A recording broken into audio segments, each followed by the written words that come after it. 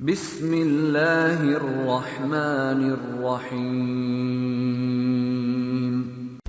نتعلم التعلم والإفادة والاستفادة والنفع والانتفاع إلى أرواح والدينا ووالديكم وأمواتنا وأمواتكم وأموات المسلمين، خصوصا إلى الإمام عبد الله الحداد، ثم إلى أرواح ولي البلدة من عمر هذا المسجد سابقا ولاحقا، أن الله تغشى المغفرة بركاتهم وأسرارهم وأنوارهم إلى حضرة النبي محمد صلى الله عليه وسلم. الفاتحة.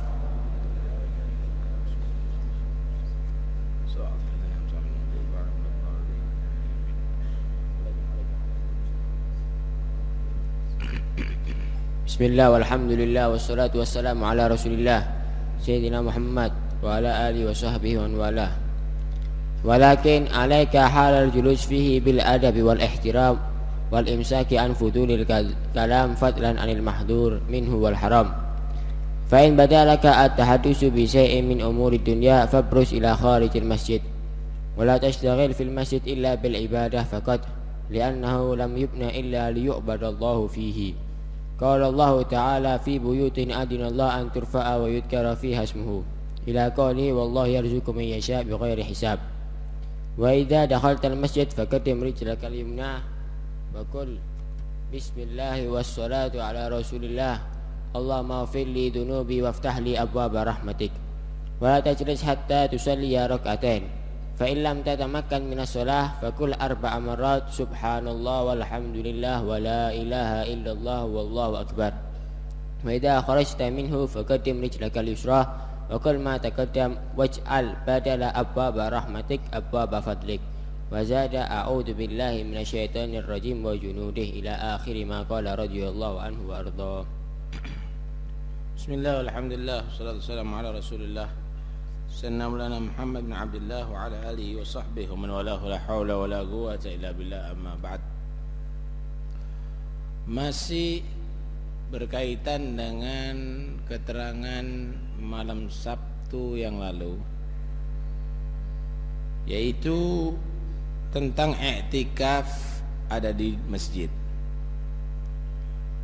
Maka hendaknya walakin alaika halal julus fihi, maka hendaknya bagimu ketika duduk di dalam masjid bil adab, dengan adab, wal ihtiram, dan dengan penuh penghormatan, wal imsak an fudulil kalam, dan mencegah diri daripada bicara yang enggak ada guna, fadlan, apalagi anil mahdur minhu, yang tercela daripada omongan, wal haram, dan yang haram. Kalau dalam masjid, kamu duduk di masjid, iktikaf di masjid, itu bagus. Cuma duduknya itu yang sopan. Jangan seenaknya duduk ada di masjid, harus ada adab. Kira-kira kalau masuk kantor wali kota duduknya medongkrong gitu, nggak ditegur sama satpam? Ditegur. Yang benar kalau duduk harus dengan adab duduknya, karena Anda berangkat ke masjid untuk ibadah, itu bukan pos kamling yang seenaknya kamu tanpa adab ada di dalamnya. Kemudian wal ihtiram, penuh penghormatan, pengagungan. Jangan meremehkan gitu. Kadang-kadang sembujung kakinya menghadap ke Ka'bah, ke arah kiblat. Yang penuh pengagungan ada di masjid.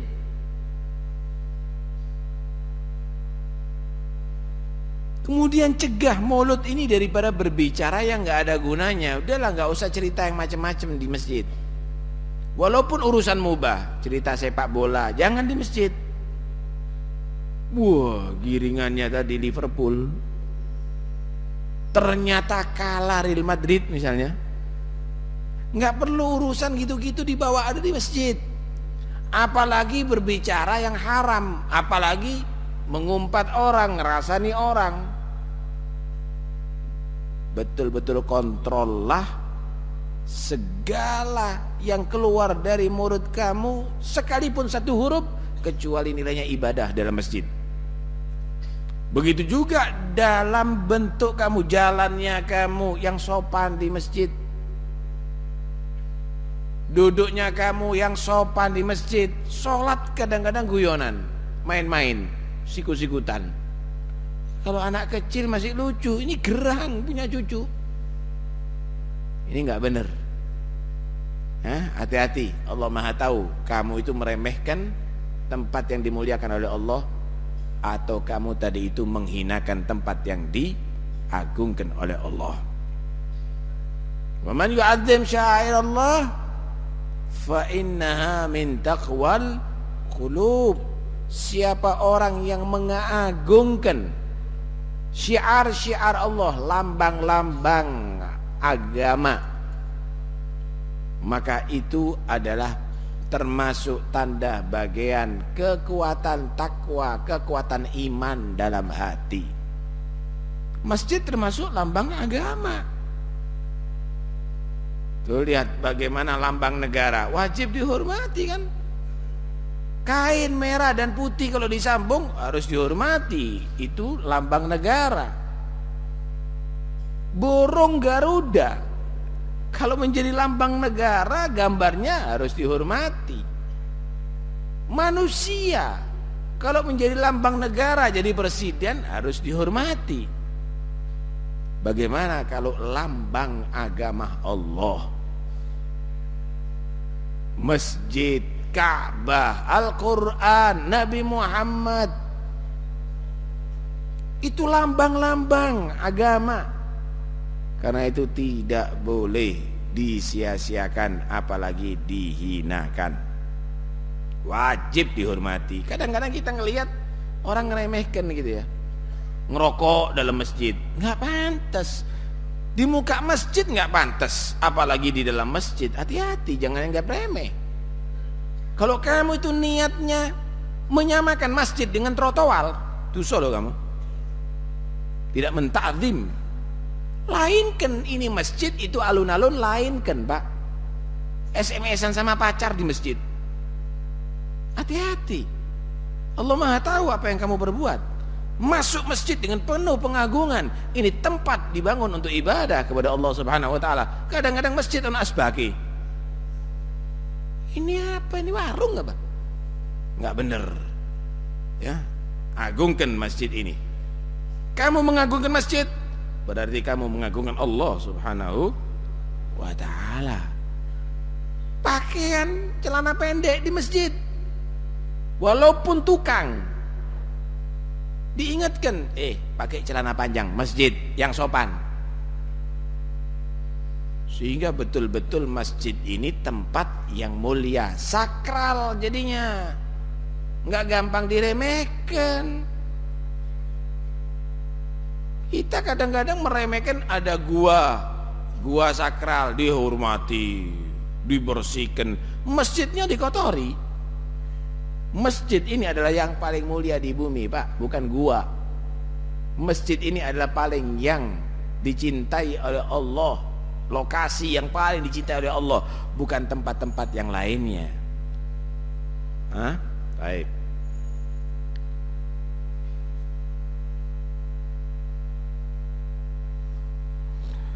Fa in badalaka tahadduts bi syai'in min umurid dunya, fa in bada, jika mulai nampak terhadapmu pembicaraan dengan sesuatu urusan dunia, fabruz.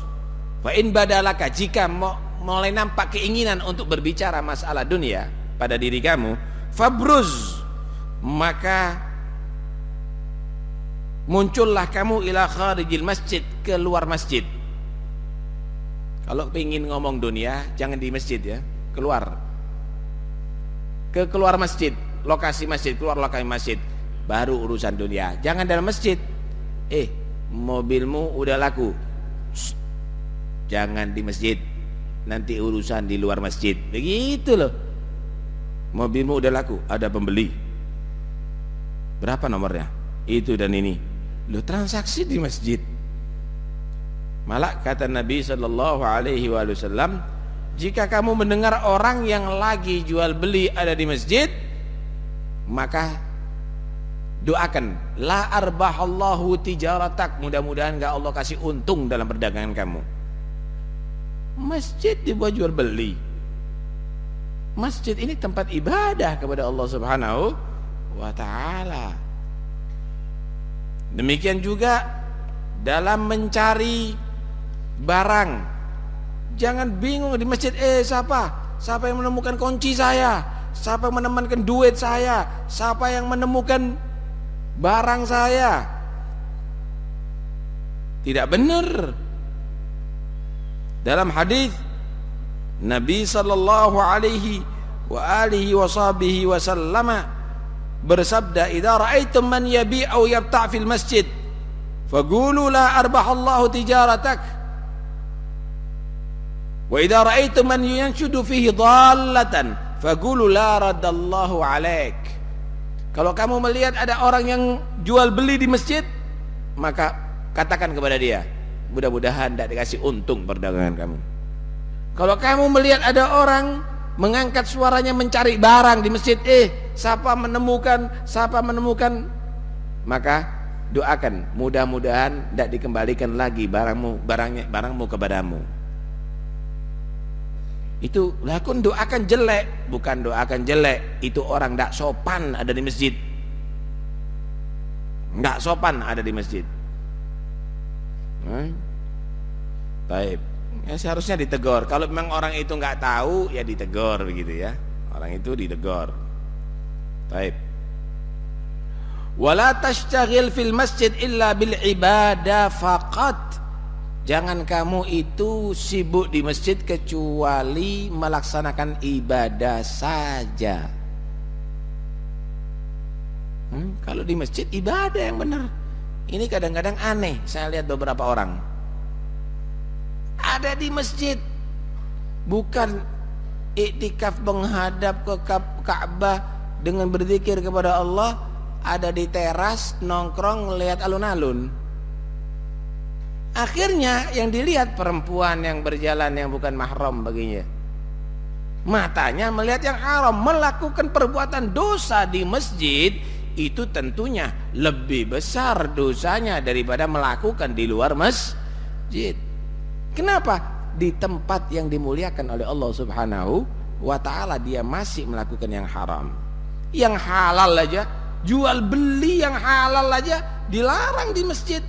Mencari barangnya dia, haknya dia dengan mengangkat suara dilarang di masjid. Apalagi melakukan yang haram ada di masjid. Karena itu masuk masjid itu jangan mengangkat suara, yang sopan, yang tenang. Jalannya pun dengan tau'adah wal waqar, dengan pelan. Jangan maaf karena terlambat lari bluk. Itu mengganggu itu. Dengan tenang.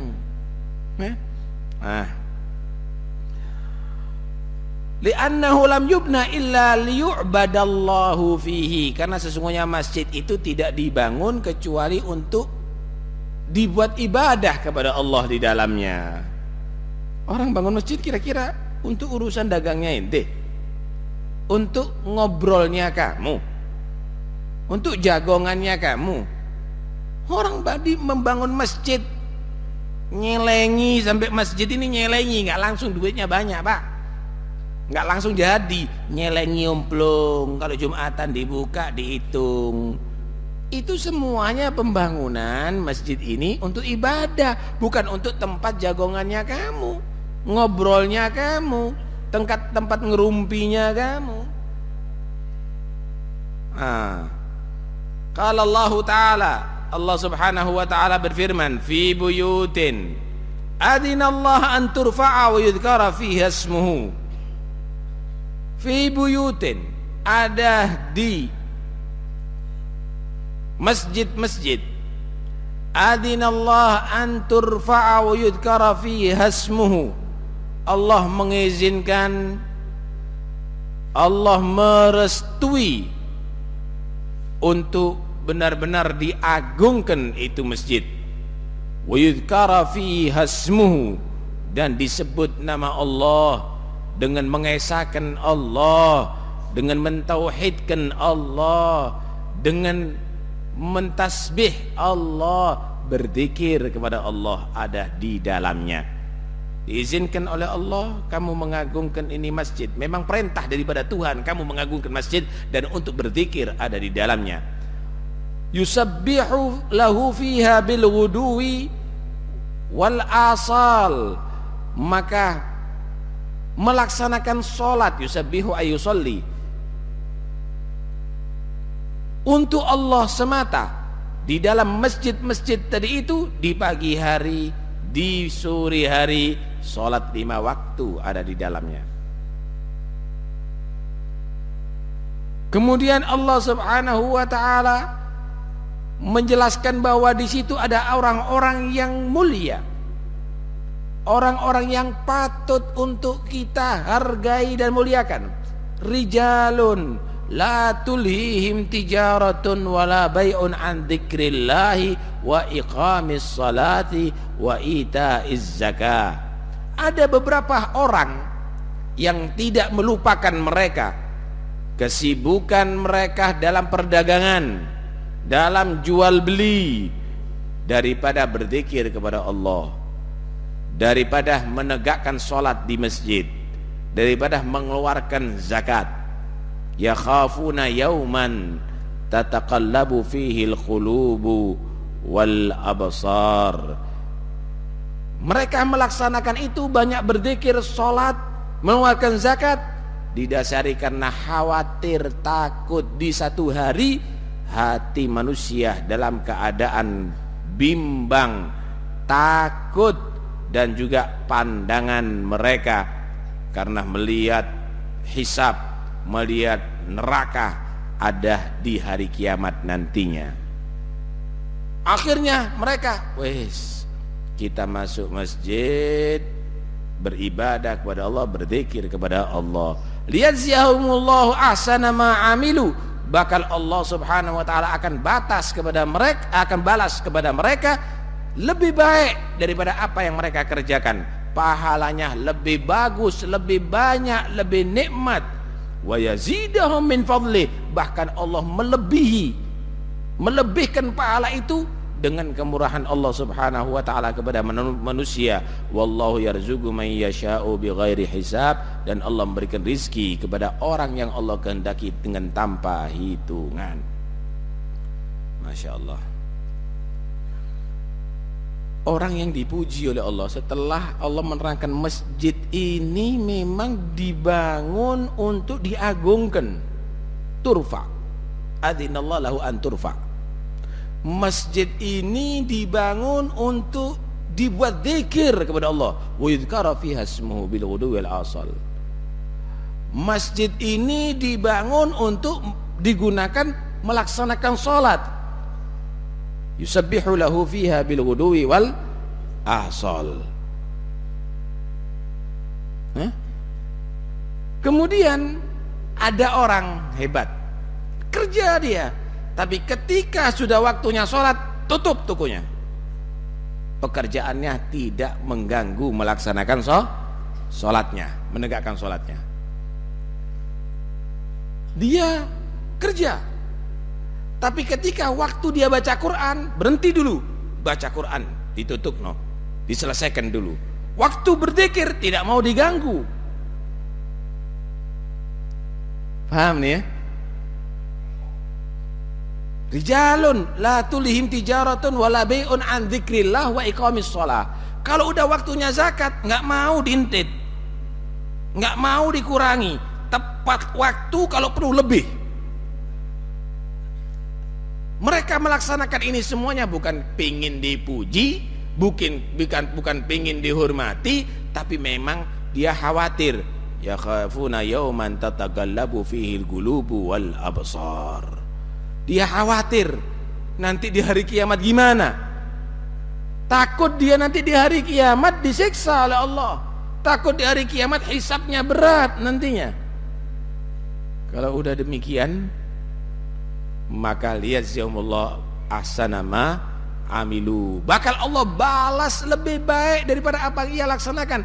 Dia yang keluarkan 2,5% daripada hartanya untuk zakatnya.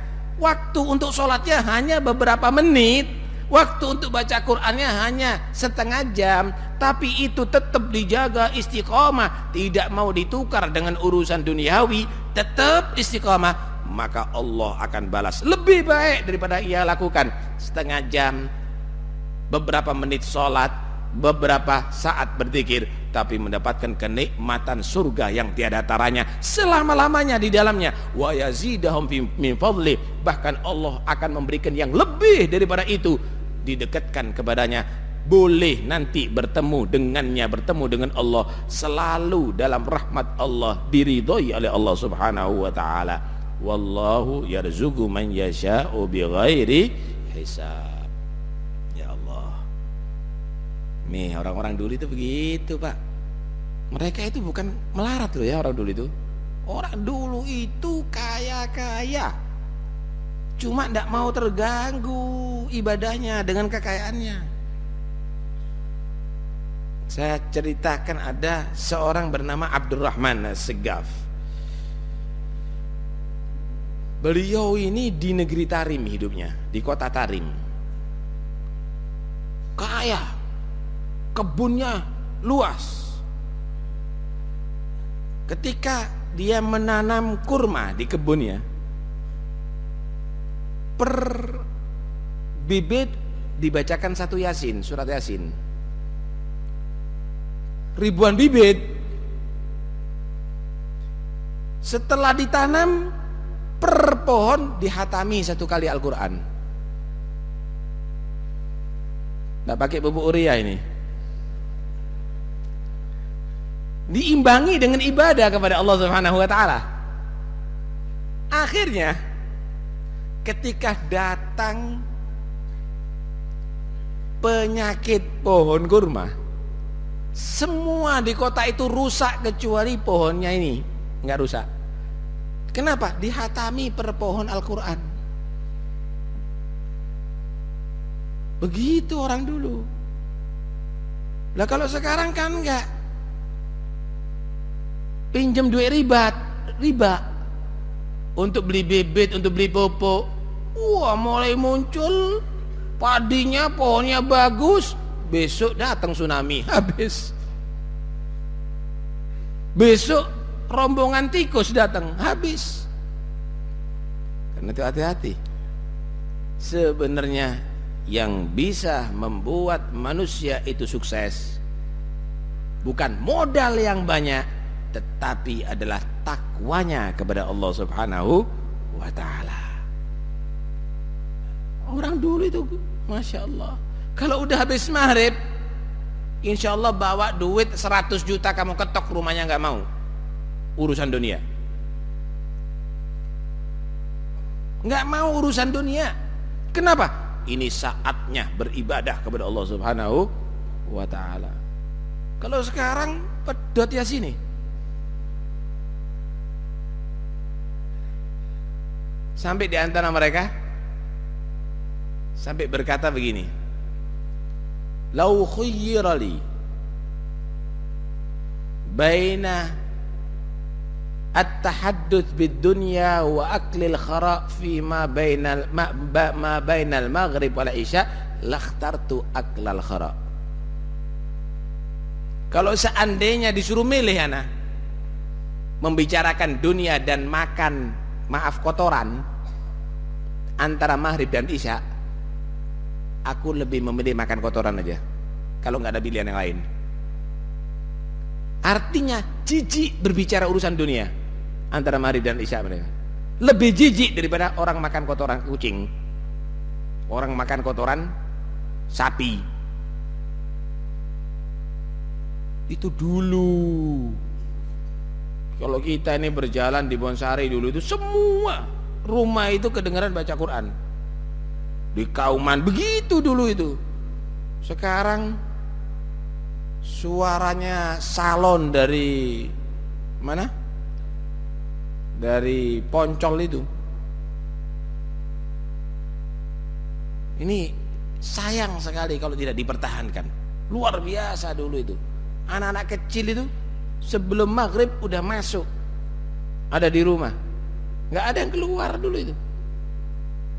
Kalau sekarang, wah tambah semburat, semuanya ada di luar. Akhirnya jadi korban yang nggak benar. Kalau pagi Pak keluar itu orang bekerja, kalau malam keluar itu bukan orang bekerja. Itu adalah untuk lupa kepada Allah, bahkan bisa-bisa maksiat dan berbuat dosa besar. Hati-hati. Nah, anak-anak Anda perhatikan baik-baik hal yang demikian. Karena itu, orang dulu itu lebih sukses daripada orang sekarang. Anda lihat bagaimana orang dulu. Penampilan biasa. Nggak ada lulusan ekonomi orang dulu, universitas, punya titel S, nggak ada. Kadang-kadang buta huruf, sendalnya kadang-kadang sisian, tapi punya tambak sekian puluh hektar, punya sawah sekian puluh hektar, punya kebun sekian puluh hektar. Nih toko-toko dulu itu pinggir jalan punya haji-haji itu, Haji Manap, Haji Sueb, Haji itu. Saiki kono Haji Plus wis tek kabeh. Kenapa mereka begitu dulu? Mereka orang yang istiqomah zikirnya, istiqomah sholatnya, istiqomah mengeluarkan zakat tepat waktunya, banyak menyantuni fuqara wal masakin, berkah. Itu yang dipuji oleh Allah. Allah akan balas lebih baik daripada apa yang diperbuat oleh manusia tadi itu. Sekarang nggak ada lagi yang baca Quran, nggak ada lagi yang istiqomah, nggak ada lagi itu titelnya dijentrek S sampai kademen kabeh. Kakean S. Cuma nggak pernah beli hatta 1 meter daripada sawah, malah jual warisan daripada nenek moyangnya. Yang ada utang sana, utang sini. Kenapa? Karena dia mengandalkan titel, jabatan, ilmu, tapi tidak mengandalkan takwanya kepada Allah Subhanahu wa ta'ala. Hati-hati loh ya, hati-hati. Tertipu Anda semuanya. Baik, ya, karena itu cintai masjid ini, ya, makmurkan masjid ini, laksanakan sholat dengan benar ada di masjid, berzikir kepada Allah yang banyak ada di masjid. Ojo jagongan, jangan cerita yang danda. Wa idza dakhaltal masjid, dan jika kamu hendak masuk masjid, idza aradta dukhulal masjid, faqaddim, maka dahulukanlah, rijlakal yumna, kaki kamu yang kanan. Kalau masuk, masuklah dengan kaki yang kanan. Waqul, dan ucapkan, bacalah ini, bismillah wassalatu ala rasulillah, Allahumma ighfirli dhunubi waftah li abwaba rahmatik. Bismillah wassalatu wassalamu ala rasulillah, Allahumma ighfirli dhunubi, ya Allah ampuni bagiku dosa-dosaku, waftah li abwaba rahmatik, bukalah untukku pintu-pintu rahmatmu. Kalau masuk masjid kaki kanan baca doa ini. Jangan masuk masjid tidak pakai adab, kaki kiri, kaki kanan sambil membaca doa, ya Allah bukalah pintu rahmatmu. Kenapa? Karena kamu tadi itu ketika mau beribadah menuju ke tempat yang baik, itu berarti ta'arrud li nafahatillah, li rahmatillah. Itu satu usaha kamu mendapatkan atau untuk mencapai, mendapatkan rahmat Allah. Santri itu kalau pergi ke sekolahan itu berarti punya tujuan untuk mendapatkan ilmu.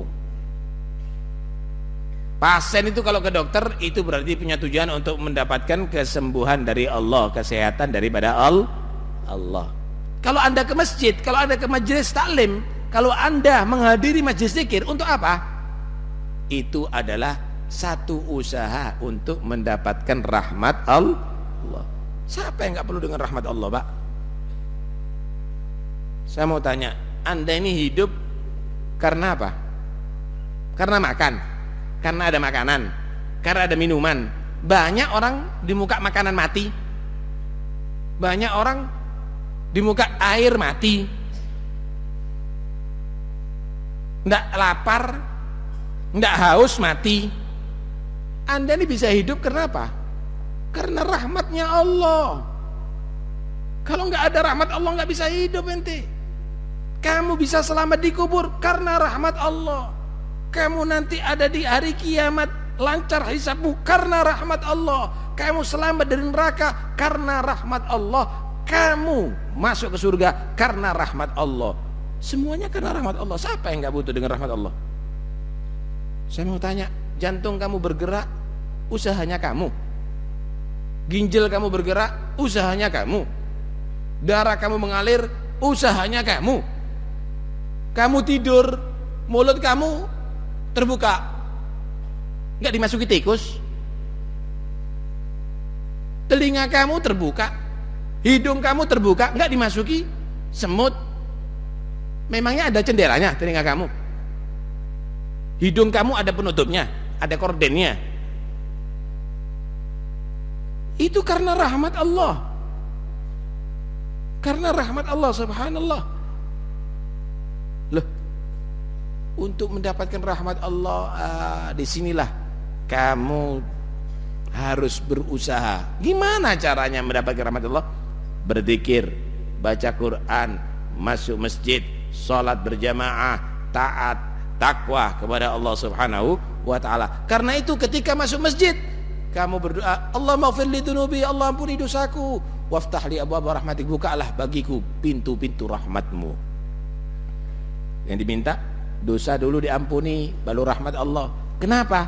Karena dosa ini saudara paling bahaya. Dosa ini paling bahaya. Bukan penyakit kanker paling bahaya, bukan penyakit tumor paling bahaya, bukan penyakit AIDS paling bahaya. Penyakit-penyakit itu semuanya, orang kena penyakit kanker kalau mati, mati penyakitnya saudara.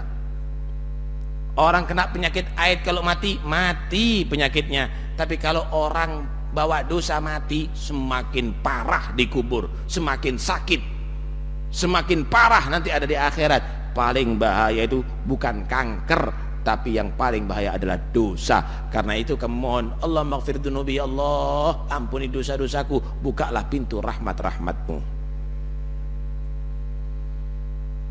Wala tajlis, janganlah kamu duduk hatta tusolli rakaatain, sehingga kamu melaksanakan sholat 2 rakaat tahiyatul masjid. Jangan langsung duduk. Yang sopan, masuk rumah orang, assalamualaikum warahmatullahi wabarakatuh. Masuk rumah Allah, assalamualaikum, ente doakan Tuhan. Kalau masuk rumah orang dengan salam, masuk rumah Allah dengan sholat 2 rakaat tahiyatul masjid. Rakaat pertama setelah Fatihah baca qul ya ayyuhal kafirun.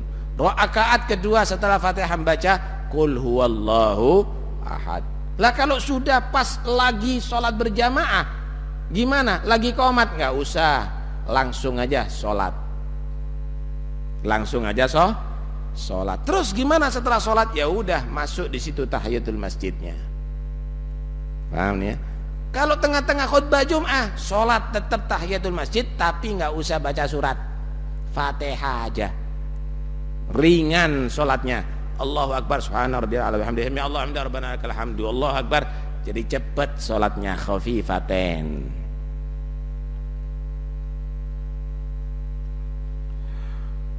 Fa in lam tatamakkan minas shalah, jika tidak memungkinkan kamu melaksanakan sholat tahiyatul masjid, kenapa?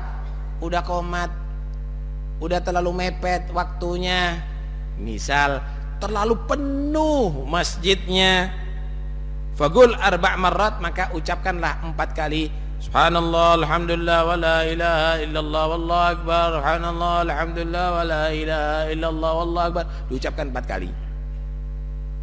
Kenapa? Karena diterangkan bahwa bacaan itu 4 kali jika tidak memungkinkan sholat tahiyatul masjid, maka seperti dia melaksanakan tahiyatul masjid.